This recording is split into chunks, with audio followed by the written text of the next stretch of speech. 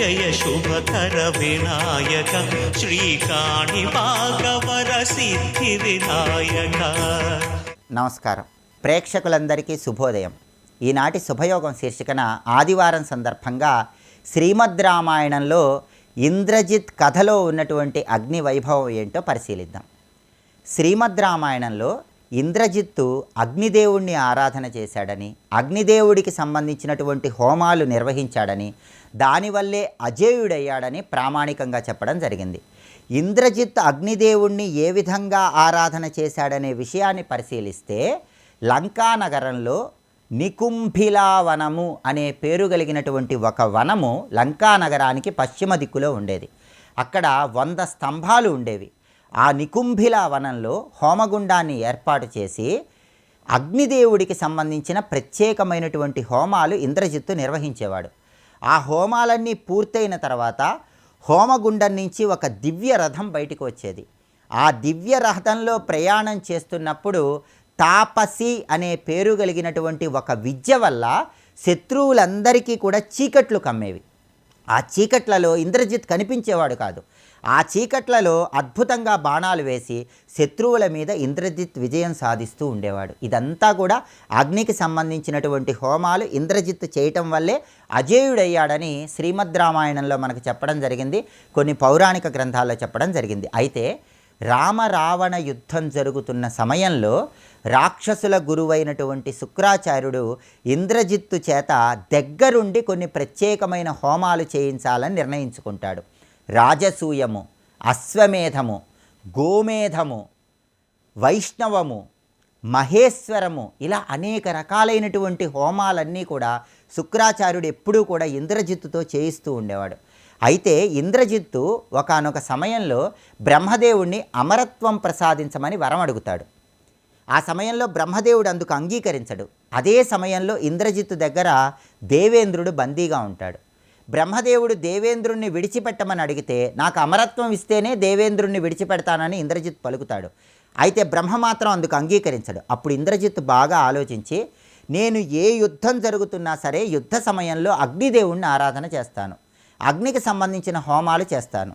ఆ హోమాలు చేసినప్పుడు అగ్నిగుండం నుంచి వచ్చిన రథంలో నేను ప్రయాణం చేస్తే నాకు మృత్యువు ఉండకూడదు. ఒకవేళ ఆ రథంలో ప్రయాణం చెయ్యకుండా యుద్ధం చేస్తేనే నాకు మృత్యువు వాటిల్లాలని బ్రహ్మదేవుడిని వరం అడుగుతాడు. బ్రహ్మ తదాస్తు అని వరమిస్తాడు. అప్పుడు ఇంద్రజిత్తు ఇంద్రుణ్ణి విడిచిపెడతాడు. అయితే రామరావణ యుద్ధం జరిగే సమయంలో లక్ష్మణుడు అద్భుతంగా యుద్ధం చేస్తూ ఉంటే హోమాలు పూర్తి కాకుండానే, అగ్నిదేవుడి అనుగ్రహం పొందకుండానే, హోమగుండం నుంచి రథం రాకుండానే ఇంద్రజిత్తు వెళ్ళి లక్ష్మణుడితో యుద్ధం చేశాడు. అందువల్లే ఇంద్రజిత్తు సంహరింపబడ్డాడని పౌరాణిక గ్రంథాలు తెలియజేస్తున్నాయి. కాబట్టి అగ్నిదేవుడి అనుగ్రహం కలిగితే ప్రతి ఒక్కరూ కూడా అజేయులవుతారన్న సత్యాన్ని తెలుసుకొని అగ్నికి సంబంధించి అనేక ప్రత్యేకమైన హోమాలు మనకు వేదాల్లో చెప్పారు. అగ్నిస్తోమము, ఇటువంటి అనేక హోమాలు చెప్పడం జరిగింది. అలాగే ఇష్టి హోమాలు అని వేదాల్లో అగ్నిదేవుడికి సంబంధించి రహస్యంగా కొన్ని హోమాలు చెప్పారు. అనునిర్వాణ ఇష్టి, ఇలా అనేక రకాలైన ఇష్టి హోమాలని చెప్పారు. ఆ ఇష్టి హోమాలను జీవితంలో కార్యనిమిత్తమై చేసినట్లయితే అద్భుతమైన కార్యసిద్ధిని పొందవచ్చు. రేపటి శుభయోగం శీర్షికన వైశాఖ మాసంలో శుక్లపక్షంలో వచ్చే తదియ అక్షయ తృతీయకు ఉన్నటువంటి ప్రాధాన్యత ఏంటో, అక్షయ తృతీయ వెనుక ఉన్నటువంటి పౌరాణిక గాథలేంటో పరిశీలిద్దాం. నమస్కారం.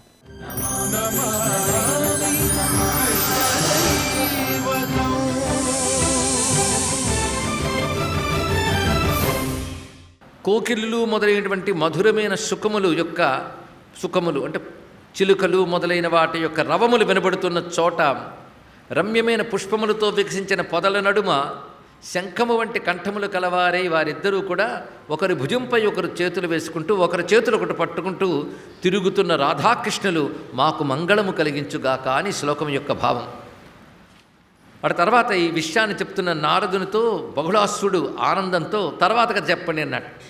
ఇప్పటి వరకు జరిగిన కథలో కృష్ణ పరమాత్మ దామోదర లీల చెప్పుకున్న దామోదర లీల తర్వాత ఆయన నలకోబర మణిగ్రీవులు మద్ది చెట్ల రూపంలో శాపగ్రస్తులు ఉన్నవారిని అనుగ్రహించాడు. ఈ అనుగ్రహించిన విషయం నలకోబర మణిగ్రీవులకు తెలుసు, దేవతకు తెలుసు. అందుకని నందవ్రజవాసులకు ఏం తెలియదు, చెట్లు పడ్డాయి మధ్యలో కృష్ణుడు ఉన్నాడు అనుకున్నారు. ఆయన చెప్పను లేదు. మొత్తానికి కృష్ణుడు ఇక్కడికి జన్మించిన దాది ఏదో ఒక ఇబ్బంది పడుతున్నాడు, గండములు వస్తున్నాయి. అంతకుముందుకు రాక్షసు వచ్చింది పోతన రూపంలో, అనేక రకాలు వస్తున్నాయి. మనం ఏం చేస్తే మంచిది అంటే ఊరు మారితే మంచిది అనుకున్నారు కొంతమంది. ఈ ఊరు మారి మరో చోటుకి వెళదామంటే అక్కడికి వెళ్ళాలి.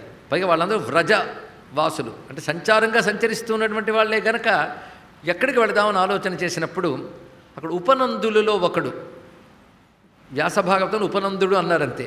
ఉపనందులు అంటే ఏమిటో మనం చెప్పుకున్నాం. ఉపనందుల్లో ఒకడైన సన్నందుడు అనేటువంటి వాడు ఇక్కడ చెప్తూ ఉన్న విషయం ఏంటంటే మనం ఇక్కడి నుంచి బృందావనానికి వెళదాం అన్నాడు. ఇక్కడ బృందావనమా, అదేమిటి, దాని విశేషం ఏమిటి అడిగితే సన్నందుడు దాని యొక్క విశేషములు చెప్తున్నాడు. ఇక్కడ ప్రాగుదీచ్యాం బర్హిషదో దక్షిణస్యాం యదోపురాం పశ్చిమాయాం శోణపురాం మాథురం మండలం విదుహు వింశద్యోజన విస్తీర్ణం సార్ధం యద్యోజనేన వై మాథురం మండలం దివ్యం వ్రజమాహుర్ మనీషిణః.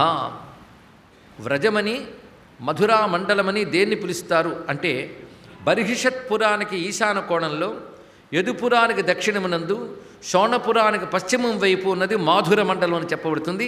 ఇది 20 యోజనాల విస్తీర్ణం కలిగినటువంటిది. అలాంటి మధురలో ప్రధానంగా అంటే మధుర మండలంలో రాజధాని నగరంగా మధుర ఉంది. దాని చుట్టూ అనేక రకాల వనాలు, పల్లెలు ఇవన్నీ కలుపుకొని దీన్ని వ్రజమండలము లేదా మధురా మండలము అంటారు. ఇక్కడ దీని గురించి మరొక పురాణంలో ఎలా వర్ణిస్తారంటే ఒక పద్మంతో పోల్చారు. కర్ణికలా మధుర ఉంటే మిగిలిన రేకుల్లా దివ్యమైన వనములు మొదలైనవి ఉన్నాయి. వాటిలో మనమున్న గోకులం ఒకటి. ఇప్పుడు మరొక చోటుకు మనం వెళ్ళాలనుకుంటున్నాం అంటే మొత్తం ఈ వ్రజమండలంలో ముఖ్యమైనది మరొకటి ఉన్నది. ఇవన్నీ నాకెలా తెలుసంటే ఒకప్పుడు నేను వసుదేవుడి ఇంటికి వెళ్ళినప్పుడు గర్గాచార్యుల వారు ఆయనతో చెప్తూ ఉంటే నేను విన్నాను, అది మీకు చెప్తున్నాను అన్నాడు. ఇక్కడ మధురాయాం శౌరి గృహే గర్గాచార్య ముఖాశ్రుతం, అక్కడి నుంచి విన్నటువంటిది. మాథురం మండలం దివ్యం తీర్థరాజేన పూజితం, ఇది గొప్ప గొప్ప తీర్థముల చేత కూడా పూజింపబడుతున్నది. పైగా అనేక మంది దేవతలు ఋషులు కూడా ఇక్కడ నమస్కరిస్తారు. మొత్తం వ్రజమండలంలో కూడాను వనేభ్యస్తత్ర సర్వేభ్యో వనం బృందావనం వరం, ఇక్కడ అనేక రకాల వనాలు ఉన్నాయి. 12 వనములు ప్రధానంగా చెప్తారు. 32 వనాలు చెప్పి వాటిలో మళ్ళీ 12 ప్రాధాన్యం చెప్పారు. ఈ 12 వనాల్లోనూ కృష్ణ పరమాత్మ తిరిగాడండి. బృందావనంతో అనుసంధానమై ఉంటాయి అవన్నీ కూడా. ఏ ఏ వనాల్లో ఏ ఏ లీలలు చేశారో కూడాను పేర్లతో సహా గర్గపురాణం చెప్తోంది మనకి ఇక్కడ. అందులో ప్రధానంగా కోకిలావనమని, బిల్వవనమని, ఖదిరావనమని, భాండీరవనమని ఈ వివిధ వనములు అక్కడ ఉన్నాయి. అయితే ఇవన్నీ బృందావనంతో అనుసంధానింపబడుతూ ఉంటాయి. ఇవన్నీ కృష్ణ పరమాత్మ సంచరించిన చోట్లే. ఇందులో పరిపూర్ణ తమస్యాపి లీలాక్రీడం మనోహరం, లీలాక్రీడలు లీలతో ఆటలాడుకున్న కృష్ణ పరమాత్మ యొక్క స్థలములు ఇవన్నీ కూడా. లోకాలన్నింటిలోని వైకుంఠాన్ని మించిన లోకం లేదయ్యా, కానీ బృందావనం ఉన్నదే అది అంతకంటే గొప్పదనొచ్చు అన్నాడు ఇక్కడ. అంటే అర్థం ఏంటి, పరమాత్మ అంతా భూమి యందు తిరిగి మరీ సంచరిస్తున్నా అంటే ఎంత ప్రీతిపాత్రము. వైకుంఠాన్ నాపరో లోకో నభూతో నభవిష్యతి ఏకం బృందావనం నామ వైకుంఠాచ్చ పరాత్పరం ఎత్ర గోవర్ధనో నామ గిరిరాజు విరాజితే. ఎలా పోల్చుకోవాలంటే గోవర్ధనగిరి ప్రధానంగా బృందావనం ఉన్నది ఉంటుంది. అలాగే కాళిందీ నికటే ఎత్ర పులినం మంగళాయనం, అక్కడున్న యమునా నది సైకత భూములన్నీ కూడా తీర భూములన్నీ పవిత్రములే. ఇక్కడ గోవర్ధనంతో పాటు మరొక 2 మహాపర్వతములు ఉంటాయి. అవి బృహత్సానుగిరి ఎత్ర నందీశ్వరో గిరి, బృహత్సాను పర్వతమని నందీశ్వర పర్వతమని 2 ఉంటాయి. బృందావనంలోని మొత్తం గోవర్ధనంతో కలిపితే 3 అయ్యాయి. ఈ బృహత్సానుగిరే బర్సానా అనే పేరుతో నేను చెప్పబడుతున్నది. దీనికి బ్రహ్మగిరి అని కూడా వ్యవహారం ఉన్నది. బృహత్సాను పురమది, అది బర్సానా. ఇది వృషభానుడి యొక్క రాజధాని. ఎందుకంటే ఒక్కొక్క గోగణము ఒక్కొక్క పాలనలో ఉంటాయి. ఆ గోగణములకు అధిపతిగా ఉన్నవాడిని రాజుగానే చెప్పాలి ఇక్కడ. అలా వృషభానుడు అక్కడ అధిపతిగా ఉన్నాడు. ఆయన పరసానుపురం అని, బృహత్సానుగిరి అని, అది కాలక్రమంలో బర్సానా అని పేరు పొందింది. అది బృహత్సానుగిరి. రెండవది నందీశ్వరగిరి ఎక్కడుందంటే కృష్ణ పరమాత్మ మొట్టమొదటి ఈ రేపల్లికి వచ్చారు కదా, అది నందవ్రజం. అక్కడ ఇంకా బృందావనానికి వెళ్ళలేదండి, నందవ్రజంలోనూ ఉన్నారు. నందవ్రజం దగ్గర ఉంటుంది పర్వతం నందగిరి. అయితే పురాణాంతరాల్లో ఈ వ్రజమండల మాహాత్మ్యం స్కాందాది పురాణంలో కూడా చెప్పబడుతుంది. అక్కడ చెప్పినప్పుడు ఏం చెప్పారంటే గోవర్ధనగిరి విష్ణుస్వరూపము, బృహత్సానగిరి బ్రహ్మస్వరూపము, అందుకే దాని బ్రహ్మగిరి కూడా వ్యవహరించవచ్చు. నందీశ్వరగిరి శివస్వరూపము, అంటే 3 ఉన్నాయి. ఎక్కడైతే బ్రహ్మ విష్ణు రుద్రగిరులు 3 ఉన్నాయో అది త్రికూటము అని చెప్పబడుతుంది. బ్రహ్మ విష్ణు రుద్రాత్మకమైనది, అది ముక్తిధామం అవుతుంది. కనుక 3 అక్కడ ఉండడం దాని యొక్క ప్రత్యేకత. క్రోశానాంచ చతుర్వింశత్ విస్తృతై కాననీర్వృతం. అంతేకాదు ఆ చుట్టూ కూడా 24 క్రోశల వనములు వ్యాపించి ఉంటాయి. అలాంటి చోట పశవ్యం గోపగోపీనాం గవాంశవ్యం మనోహరం. అలాంటి బృందావనానికి మనం వెళితే గోపకులు గోవులు అన్నీ క్షేమంగా ఉంటాయి. లతాకుంజావృతం తద్వై వనం బృందావనం స్మృతం. అంత గొప్పది సుమా అని చెప్తూ ఉంటే, అయితే పర్వతాలు చాలా ఉన్నాయి కానీ గోవర్ధనగిరికి గిరిరాజ్ అనే పేరు ఉన్నదయ్యా అన్నాడు. ఎందుకు అంత విశేషమైన పేరు వచ్చినది అంటే దానికి సంబంధించిన కథ కూడా నేను గర్గాచార్యుల వారి వద్ద విన్నాను. ఒకప్పుడు లోకక్షేమం కోసం ఒక మహాయాగం చేయాలని బ్రహ్మదేవుడు తలపెట్టాడు. దానికి ఒక మంచి చోటు ఎంచుకున్నాడు. అది గంగా యమునల సంగమమైనటువంటి చోటు.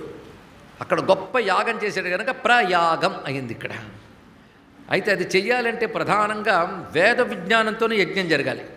అప్పుడు శంఖాసురుడనే రాక్షసుడు ఆ వేద విజ్ఞానమంతా అపహరించుకు వెళ్ళిపోయాడు. నైమిత్తిక ప్రయాలు జరుగుతుంటాయి.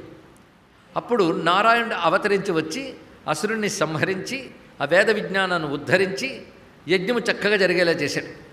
అప్పుడు మొత్తం ఎన్నెన్ని తీర్థములు భూమండలములందున్నాయో అన్ని తీర్థములు ఇక్కడికి రావాలి అని శాసించాడు నారాయణుడు. సర్వతీర్థములు వచ్చి సేవించుకున్నాయి ప్రయాగని. దానితో ప్రయాగ తీర్థము చాలా సంతోషించింది. అప్పుడు ప్రయాగ తీర్థానికి ఒక బిరుదాన్ని ఇచ్చాడు నారాయణ స్వామి. తీర్థరాజం అని పేరిచ్చాడు. అంటే తీర్థముల్లోకెల్లా గొప్పది ప్రయాగ తీర్థము అని. ఇది బ్రహ్మదేవుడు అక్కడ యజ్ఞం చేయడం వల్ల ప్రయాగం అయింది ఇక్కడ. దానికి తోడు సర్వతీర్థములు సేవించడం వల్ల ఆ గంగా యమున సరస్వతుల సంగమమైనటువంటి పవిత్ర త్రివేణీ సంగమ తీర్థము తీర్థరాజమై ప్రకాశిస్తున్నది. చాలా చక్కగా యజ్ఞం పూర్తయింది. అందరూ సంతోషించారు. తీర్థరాజు కూడా సంతోషించాడు. వెళ్ళిపోయిన తర్వాత ఎవరు లోకాలకు వెళ్ళిపోయారు దేవతలు. ఈ తీర్థరాజు ఎవరెవరు వచ్చారో మొత్తం డాటా తీశాడు. ఎవరెవరు వచ్చి నాకు తీర్థరాజుగా తీర్థములు ఏవేవి వచ్చాయని చూస్తూ ఉంటే ఒక భూమండలంలోంచి తీర్థములు రాలేదుట. వెంటనే ఇదేనండి కొంచెం గౌరవిస్తే అహంకారాలు వస్తాయి ఇక్కడ ఆయనగా అహంకారం వచ్చింది. అన్ని తీర్థములు వచ్చినప్పుడు ఆ తీర్థాలకేం కండ కావరమా, అవి ఎందుకు రాలేదు అనుకున్నాడు. ఆ తీర్థములు ఏమిటి అంటే అవి ప్రధానంగా వ్రజభూమిలో ఉన్న తీర్థములు ఏవి రాలేదు ఇక్కడ.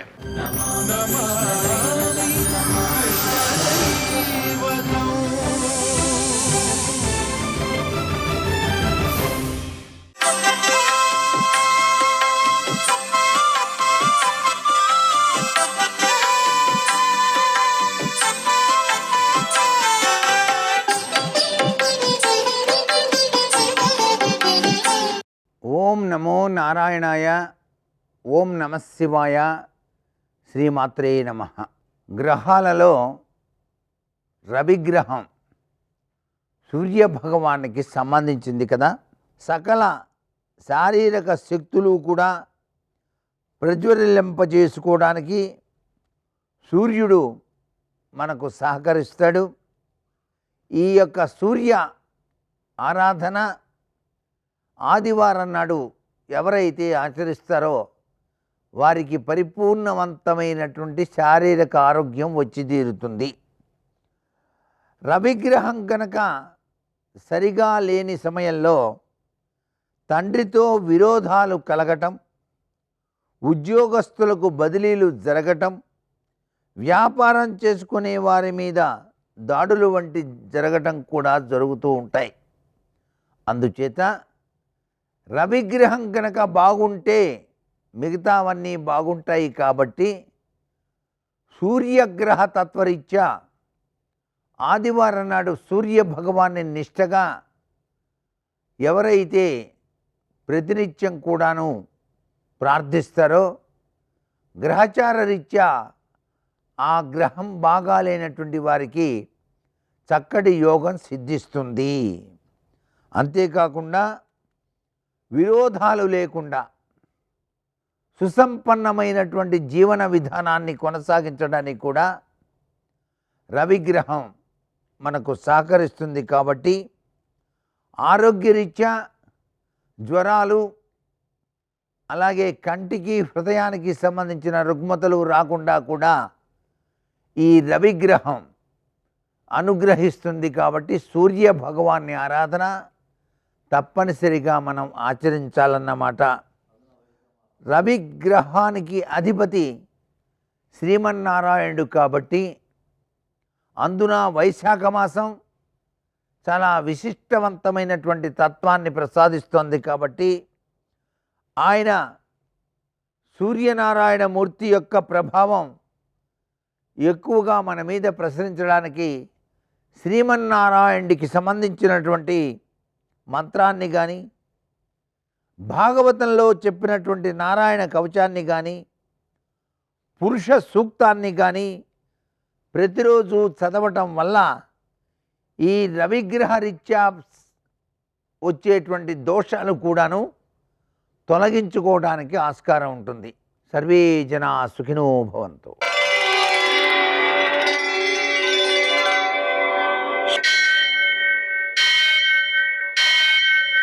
సహస్రశీరుషం దేవం విశ్వాక్షం విశ్వశంభువం విశ్వం నారాయణం దేవమక్షరం పరమం పదం విశ్వతః పరమాం నిత్యం విశ్వం నారాయణగుం హరిం విశ్వమేవేదం పురుషస్తద్విశ్వముపజీవతి పతిం విశ్వస్యాత్మేశ్వరం శాశ్వతం శివమచ్యుతం నారాయణం మహాజ్ఞేయం విశ్వాత్మానం పరాయణం. సూర్యశౌర్యమథేందురింద్ర పదవీ సన్మంగళం మంగళం.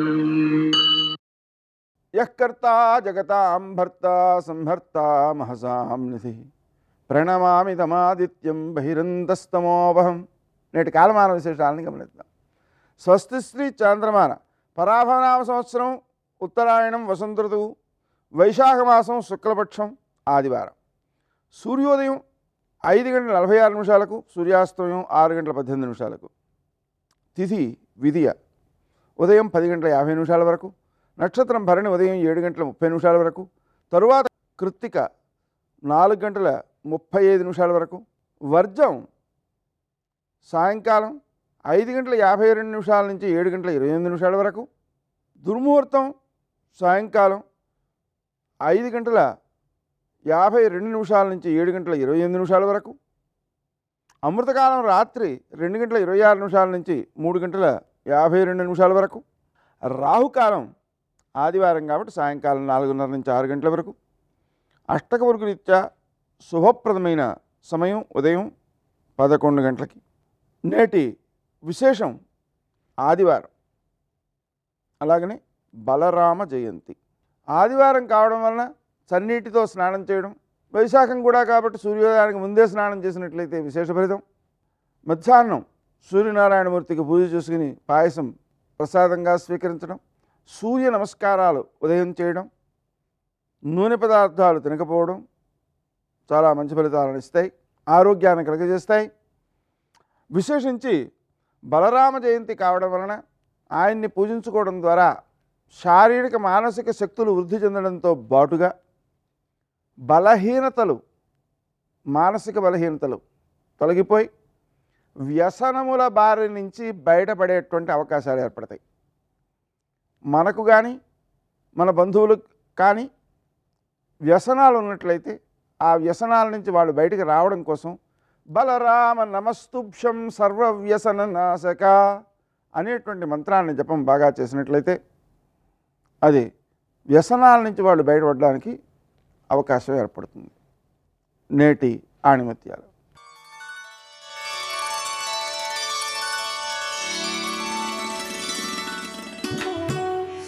చెరగని భక్తి చెదరని అణుకువతో ముందుకు సాగిపోవాలి. రామదూత హనుమాన్ శ్రీరామదూత హనుమాన్ శ్రీరామదూత హనుమాన్ శ్రీరామదూత హనుమాన్. నేనున్నాను అని దశరథ మహారాజు గారితో సమానమైనటువంటి వాడు, నాకు స్నేహితుడు, పాపం పరుగు పరుగున వచ్చి నాతో పాటు ఉండి నాకు సేవలందిస్తున్నటువంటి జటాయువు మరణించాడు. హతో ద్విజ, ఈదృశీయం మమావస్థ, నా అవస్థ ఎంత దారుణంగా ఉందో చూసావా లక్ష్మణ. నిర్దహేదపి పావకం. నీకొకటి చెప్పనా, నా శోకము ఎటువంటిదంటే లోకంలో ఏ వస్తువునైనా అగ్ని కాలుస్తుంది, కానీ నా శోకం అగ్నిని కాల్చేస్తుంది. ఇన్ని దురదృష్టాలు ఏ వ్యక్తిని వెంటాడవు. దెబ్బ మీద దెబ్బ, దెబ్బ మీద దెబ్బ, ఎంత కష్టపడుతున్నానో చూసావా అన్నాడు. అయోధ్యకాండ మొట్టమొదటి శ్లోకం దగ్గర ప్రారంభమయ్యాయి కష్టాలు. బాలకాండ చిట్ట చివరి శ్లోకం వరకు సంతోషం. అయోధ్యకాండ ప్రారంభమైంది అంతే, సింహాసనం కదిలిపోతోంది అన్న సూచన వచ్చేటట్టుగా ప్రారంభమైంది అయోధ్యకాండ. ఇక అక్కడి నుంచి కష్టాలు. అయోధ్యకాండ చాలా పెద్ద కాండ. అయోధ్యకాండలో ఎన్ని కష్టాలు, అరణ్యకాండ ఎన్ని కష్టాలు, కిష్కింధకాండ ఎన్ని కష్టాలు. సుందరకాండ ప్రారంభం అవ్వాలి. కిష్కింధకాండ చివరి దగ్గరికి వచ్చేటప్పటికే అందరి కష్టాలు తొలగిపోతున్నాయి అనడానికి కావలసినటువంటి శుభవార్తతో కిష్కింధకాండ చివర ప్రారంభమై సుందరకాండ మొదలు ప్రారంభమైంది. రాముడికి ఉపశాంతి, సీతమ్మకి ఉపశాంతి, వానరులకు ఉపశాంతి, హనుమ కార్యసాధన చేస్తున్నారు. మహానుభావుడైనటువంటి హనుమకి శాప విమోచనమైంది. అందుకే అయోధ్యకాండ దగ్గర నుంచి కిష్కింధకాండ చివరి వరకు కష్టాలు పడినటువంటి వాళ్ళందరి కష్టాలు తొలగిపోవడం అనేటటువంటిది ప్రారంభమైన కాండ సుందరకాండ. కాబట్టి సుందరకాండ విన్నంత మాత్రం చేత ఎవరికి ఎన్ని కష్టాలున్నా కష్టాలు తొలగిపోయి ప్రశాంతతని పొందుతారని, సంతోషాన్ని పొందుతారని, అది ఎంతటి శక్తివంతమైనది అంటే సుందరకాండ విన్నంత మాత్రం చేత తరువుకొస్తున్నటువంటి అపమృత్యువు తొలగిపోతుంది అని. ఈ మాట చెప్పేటప్పుడు నేను పరమ విశ్వాసంతో చెప్తున్నాను.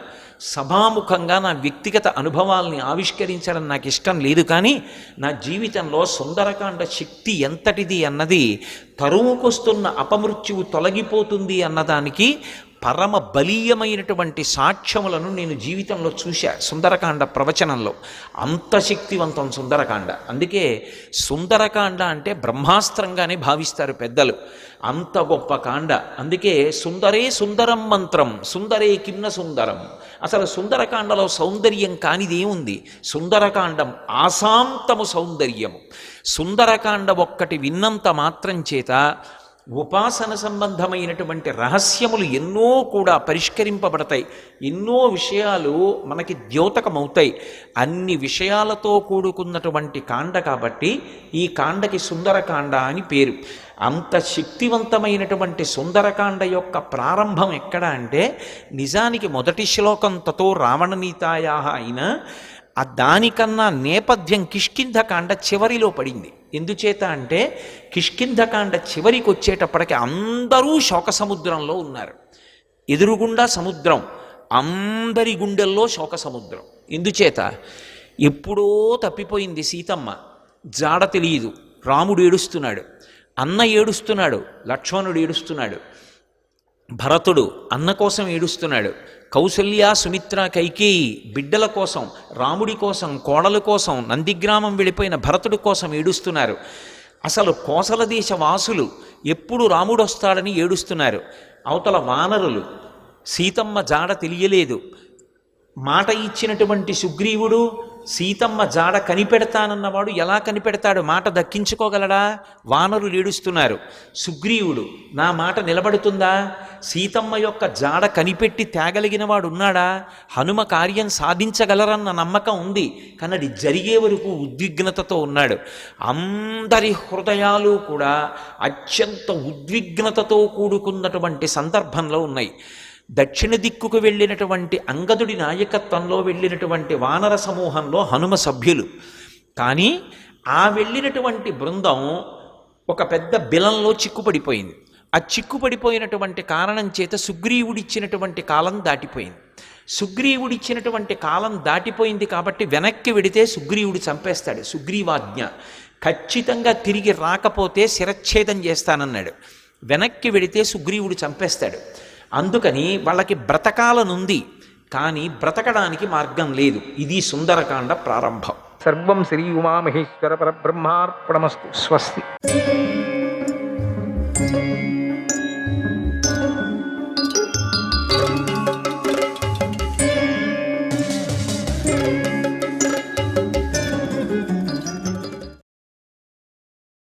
ద్రౌపది ప్రేమగా సుభద్రను కౌగిలించుకుంది.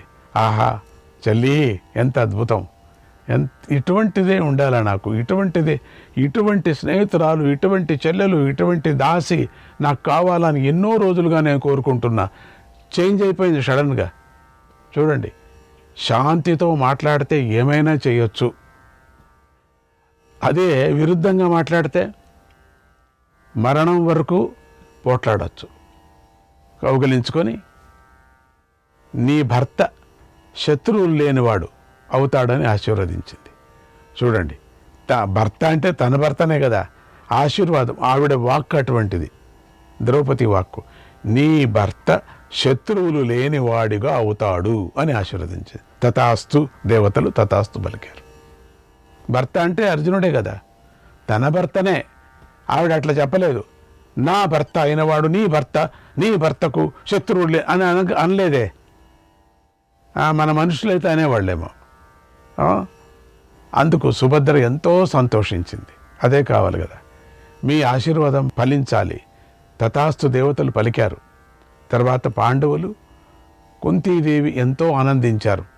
పాండవులంతా కుంతీదేవి అని అందరూ ఒక చోట కూర్చొని అందరూ కబుర్లు చెప్పుకుంటూ ఏమేమి జరిగింది, అర్జునుడు చెప్పుకొచ్చాడు తన కబుర్లంతా, ఎట్లా జరిగింది, కృష్ణుడితో ఏ విధంగా మాట్లాడుకున్నాను, అది ఈవిడని ఎత్తకరావటం ఏదైంది, కొనాకు వాళ్ళంతా వచ్చి నన్ను పిలుచుకుపోయారు, రాత్రి ఎత్తుకొచ్చింటే కష్టం, పగలిపూట ఎత్తుకొచ్చావు, మంచి పని చేశావు. అటు ద్వారకలో ఉన్నటువంటి శ్రీకృష్ణుడు అర్జునుడు ఇంద్రప్రస్థానికి చేరాడని విని బలరాముడు మొదలైనటువంటి యాదవ వీరులతో కలిసి ఇంద్రప్రస్థానికి వచ్చాడు. వాళ్ళు చేరారు, సుఖంగా చేరారని తెలుసుకున్నాడు.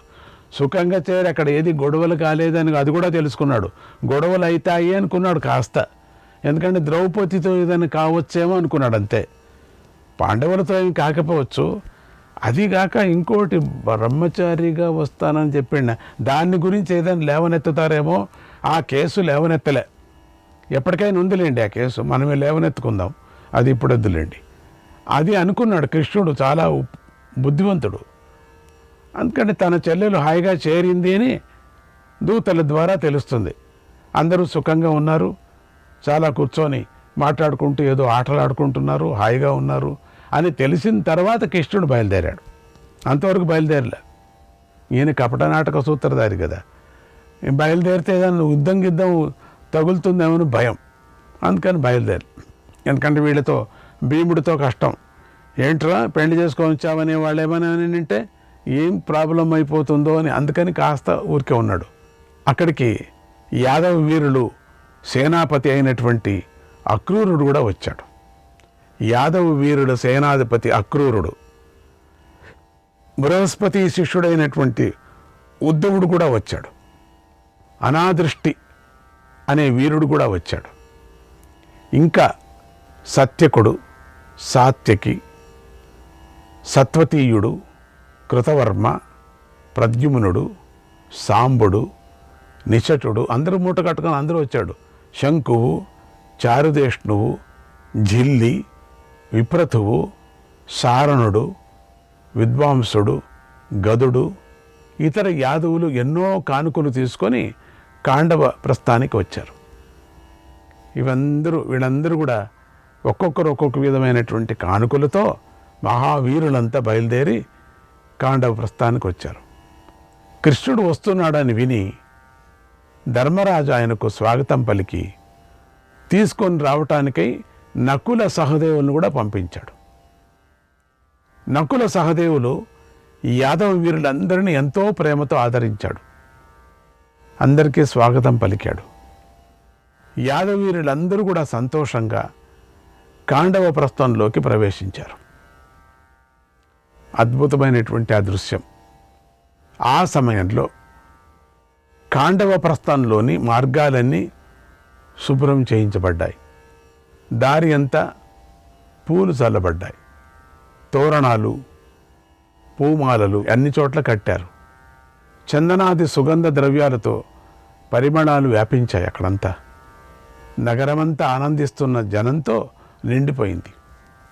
వ్యాపారులందరూ నగర శోభాలను పెంచారు. వాళ్ళంతా కూడా వాళ్ళ ఇండ్ల దగ్గర కృష్ణుడు బలరాముడితోనూ వృష్టి అందక భోజ యాదవ వీరులతో కలిసి ముందుకు నడిచారు.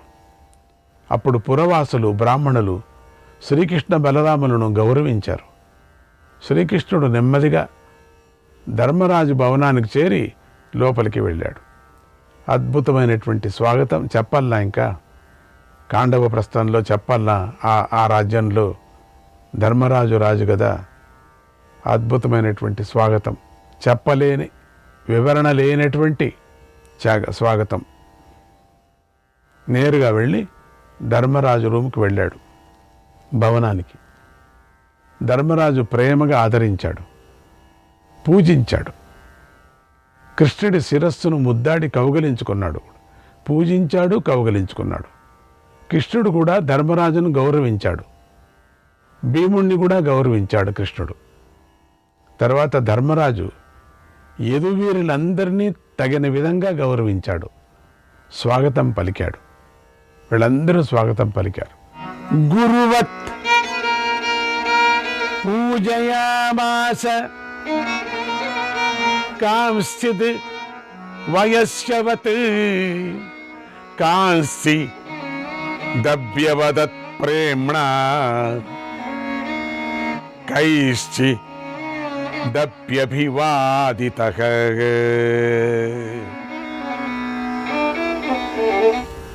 కొందరిని గురువును పూజించినట్లుగా పూజించాడు, కొందరిని స్నేహితుడిలాగా కౌగలించుకున్నాడు, కొందరిని ప్రేమతో పలకరించాడు. కొందరు ధర్మరాజుకు పురస్కారం చేశారు. ఇలా రాజుకు నమస్కారం, పురస్కారం అంతా చేశారు. ఇలా ధర్మరాజు వయోభేదాలను బట్టి అందరినీ ఆదరించాడు, గౌరవించాడు. వాళ్ళందరూ వచ్చిన వాళ్ళకందరికీ చేయాలి కదా ధర్మరాజు. పెద్ద పెద్ద వాళ్ళు ఉన్నారు, దాంట్లో చిన్నవాళ్ళు ఉన్నారు, మధ్య వయస్కులు ఉన్నారు. మధ్య వయస్కులతో కౌగిలించుకున్నాడు, పెద్దవాళ్ళను పూజించాడు, చిన్నవాళ్ళకి సత్కరించి మర్యాదలు చేస్తున్నాడు. ఇలా అతిథులను గౌరవించాలి, అందరినీ ఆదరించి సంతోషపెట్టాలని ధర్మరాజు నడవడిక ద్వారా మనం తెలుసుకోవాలి. ఈ స్తుతి అట్లే చెప్తుంది. సుభద్ర అర్జునుల పెళ్లి జరిగినప్పుడు శ్రీకృష్ణుడు కట్న కానుకలు ఇవ్వలేదు, ఆ సమయంలో ఏమి ఇవ్వలేదు కదా. వాటన్నిటినీ ఇప్పుడు తీసుకొని వచ్చి ఇచ్చాడు. ఆ రోజు ఇవ్వనటువంటి కట్న కానుకలంతా మూట కట్టుకొని వచ్చారు. 4 గుర్రాలు కట్టినటువంటి ఉన్న 1000 రథాలను సారథులతో సహా ఇచ్చాడు. అందుకే ఇవన్నీ చేరి అక్షోణి అయ్యేది. ఎప్పుడు ఎక్కడ చూసినా కూడా గుర్రాలు ఇచ్చాడు, రథాలు ఇచ్చాడు, సారథులను ఇచ్చాడు, సేవకుల్ని ఇచ్చాడు, వేల కొద్దీ లక్షల కొద్దీ. అంటే అందుకేమో అన్ని అక్షోణులు అవుతాయి నిజంగా. మధుర దేశానికి సంబంధించినటువంటి 10,000 గోవులను కూడా ఇచ్చాడు. చంద్రకాంతితో మెరిసిపోయేటువంటి 1000 గుర్రాలను కూడా ఇచ్చాడు. గాలితో సమాన వేగంతో పరిగెత్తేవి, అదుపులో ఉండేవి అయినటువంటి 100 కంచరగాడిదలను కూడా ఇచ్చాడు. స్నాన పాన సమయాల్లో ఉపయోగపడే సేవక నారీజనాన్ని, మంచి లక్షణాలు గల దాసీజనాన్ని కూడా ఇచ్చాడు. మంచి వాళ్ళంతా. బరువును మోసే 1,00,000 బాహ్లిక దేశపు గుర్రాలను కూడా ఇచ్చాడు. అంటే కేవలం బరువు మాత్రం మోసేటువంటివి. సువర్ణ ముద్రికలను కూడా ఇచ్చాడు. ఇంకా కృష్ణుడు ఇచ్చేవాళ్ళంటే ఇంక చెప్పండి. 10 మంది మనుష్యులు బరువు ఉన్నటువంటి శుద్ధమైన బంగారాన్ని కూడా ఇచ్చాడు. ఏమో ఆ కాలం రాజులు బంగారంటే చచ్చిపడేవాళ్ళు, ఇప్పుడు కూడా అంతేలేండి. కానీ అప్పుడు ఏమిటో బంగారంటే పెద్ద విలువ కలిగినటువంటి ఆస్తి. తర్వాత బలరాముడు పెళ్లి కానుకగా 1000 మదపు టేనుగులను మావటి వారితో సహా ఇచ్చాడు. ఒక్కొక్కరు ఒక్కొక్కటి ఇచ్చారట. 1000 ఏనుగులు, మదపటి ఏనుగులు. ఇవన్నీ మేపటానికి ఎంత అవుతుందో ఏమిటో తెలీదు. వెనక కాలంలో రాజులంతా ఎవరైనా ఒక వర్తకుడు ఆ బీ సు హా హీ అంటే వాడినంతా మర్యాద చేసి 2 ఏనుగులు ఇచ్చేవాళ్ళట. ఆ 2 ఏనుగులు తీసుకుపోయి వాడు సాకాలంటే దరిద్రుడైపోయేవాడట కొనకు. ఏమీ చేసేవాళ్ళు కాదట. వెనక రాజుల్లో 2 ఏనుగులు ఇచ్చేవాళ్ళట. ఏనుగులు ఇస్తే ఏదో అప్పుడు గౌరవంగా ఉండేది. ఇంటికి తీసుకువెళితే వాడి కథ చెప్పటానికి వీల్లేదు. ఉండిన ఆస్తి అంతా ఖర్చు పెట్టేవాడు దానికి మేపటానికి. గోవిందైపోయేవాడు. మన చేత అవుతుందా ఏనుగులు మేపటానికి? అవి యుద్ధంలో గెలిపిస్తాయి. అటువంటి ఏనుగులు ఇచ్చాడు. గెలిపిస్తాయి లేక మరణిస్తాయి, లేకపోతే మరణిస్తాయి. అంతేకాని అవి యుద్ధంలో వెనక్కు తిరగవు. అటువంటి ఏనుగులు ఇచ్చాడట. బాగుంది. నదులన్నీ సాగరంలో కలిసినట్లుగా బలరాముడు తెచ్చి ఇచ్చినటువంటి ధనరాశుల ప్రవాహాలు పాండవులనే మహాసాగరంలో కలిసేశాయి. అటువంటిదంతా తీసుకొచ్చారు ఇక్కడ. అసలు పెట్టుకోవటానికి రూములే చాలు, భవనాలు చాలవట. ఈ ప్రజెంటేషన్స్ అంతా పెట్టుకోవటం ఇంకా 4 రూములు కట్టించండిరా అన్నాడట. అట్లా అంత విరివిగా ధనాన్ని ఇచ్చాడు. ఒక భవనమే కట్టారు. శ్రీకృష్ణుడు బలరాముడు తీసుకొచ్చినటువంటి అద్భుతమైనటువంటి బహుమానాలు.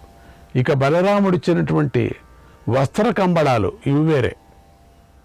ఆ సముద్రంలో నురుగు ముద్దల్లాగా తోచాయి వస్త్ర కంబళాలట. అన్ని చిత్రమైనటువంటి రత్న కంబళాలు, వస్త్ర కంబళాలు, రత్న కంబళాలు. ఎక్కడ చూసినా మైళ్ళు దూరంగా పరిచేటువంటివి. అసలు దాన్ని ఎక్కడ పెట్టుకుంటాం? మడత పెట్టి అట్లా. అటువంటి కంబళాలు తీసుకొచ్చాడు మహానుభావుడు. ఇక వస్తూనే ఉన్నాయట. అది చెప్పడం ఎట్లా అంటే 4 రోజులు అన్లోడ్ చేశారట. 4 రోజులు వస్తూనే ఉన్నాయట. కుప్పలాగా వేశారట. దాన్ని ఎవరు చూసుకుంటారు? దాన్ని సరిచేసేవాళ్ళు ఎవరు? ఎన్ని రోజులు పడతాయి? ఎన్ని వేల మంది సేవకులైతే భవనం కావద్దు, ఫస్ట్ భవనం కట్టించాలా? అంతవరకు ఒక రాశిలాగా ఉండిపోయిందట. ఒక పెద్ద కొండలాగా ఉండిపోయిందట. ఎక్కడేముందో తెలియదు. ఏనుగులు మొసళ్లలాగాను, జెండాలు నాచు సమూహలాగాను అయి పాండవులనే మహాసముద్రంలో కనిపించాయి. మహాసముద్రంలో కనిపించాయి. అవన్నీ చూస్తూ ఉంటే, అంత సామాగ్రి చుట్టూ చూస్తుంటే ఈ పాండవులు 5 మంది చిన్న పిట్టర్లాగా కూర్చున్నారట. అక్కడక్కడ కనపడలేదట ఎక్కడ కూర్చున్నారని చెప్పేసి. బలరాము కృష్ణుడు కూడా వాళ్ళే చిన్న పిట్టర్లాగా కనపడ్డారట. ఏంటి ఈ బహుమానాలంతా? వాళ్ళకు తోచలేదట. ఎతకాల్సి వచ్చిందట. ధర్మరాజు ఎక్కడ కూర్చున్నాడు అని చెప్పేసి. అన్ని సామాన్లట అక్కడ. అది చాలా పెద్ద భవనం. ఆ భవనం లెక్క పెట్టుకోవటానికి ఇప్పుడెవరూ కట్టలేరు అటువంటి భవనం. అటువంటి భవనం అది రాతి భవనం. చాలా పెద్ద భవనం. మైళ్ళు కిలోమీటర్లాగా ఉంటుంది ఆ భవనం. అది ఆ భవనంలో రాసుల్లో మధ్యలో కుర్చీలు వేసుకొని కూర్చున్నారట. వీళ్ళకి ఎవరున్నారు ఎవరు తెలియదు. దాసదాసీయులు వాళ్ళని కనిపెట్టాల్సి వచ్చిందట. నకులుడు ఎక్కడున్నాడు, సహదేవుడు ఎక్కడున్నాడు చూడండి, ఎతకండి అని అనౌన్స్మెంట్ చేశారట. అంటే అన్ని బహుమానాలు ఎప్పుడు ఎక్కడ ఏ పురాణంలో రాయనటువంటి బహుమానాలు ఇంకెక్కడా ఇట్లా కలగలేదు. కాండప్రస్థానికి వచ్చినటువంటి, ఇంద్రప్రస్థానికి వచ్చినటువంటి అటువంటి బహుమానాలు ఎక్కడా లేవు. ఇక్కడ మాత్రమే వివరించింది, ఇంకెక్కడా వివరించలేదు. ఏ పురాణంలో కనపడలేదు నాకు ఇటువంటి బహుమానాలు. అటువంటి బహుమానాలు ఒక్క బహుమానం ఉంటే మన ఇండియా అంతా ఆనందపడిపోయేది. ఏమైపోయిందో అదంతా తెలీదు. పోని అంత పెద్ద బహుమానాలు. ధర్మరాజు వీళ్ళు పిట్టర్లాగా ఎక్కడో కూర్చున్నారు అంటే ఇంకేం బహుమానాలు? వాళ్ళు ఎప్పుడు దాన్ని చూసుకుంటారు? ఏ బహుమానం అని చూసుకుంటారు? ఎక్కడ పెడతారు? ఆ కంబళి తీసుకొచ్చాడే, రత్న కంబళిలు తీసుకొచ్చారే ఎవరు? బలరాముడు. చాలా అపురూపమైనటువంటి కంబళ్ళు, అవంతా రత్న కంబళ్ళు. అసలు పరచటానికి బిల్డింగ్ ఉంటే కదా వీళ్ళ దగ్గర, అంతగా ఉన్నాయి. తల తిరిగిపోయింది అందరికి కూడా. వీటి కలయికతో పాండవ సాగరం మరింత నిండుగా శోభించింది. పాండవ సాగరం అట ఇది. ఇప్పుడు దీనికి పాండవ సాగరం అని పేరు పెట్టారు. చూడండి, పాండవ సాగరం, కొత్త పేరు పాండవ సాగరం. ఇది సాగరమే. లోపలికి ఎవరన్నా వెళితే బయటికి రావటానికి తెలియదు, వీలు పడదు. శత్రువులు శోకించటానికి కారణమైంది కూడా ఈ శత్రువులందరికీ తెలిసిందట.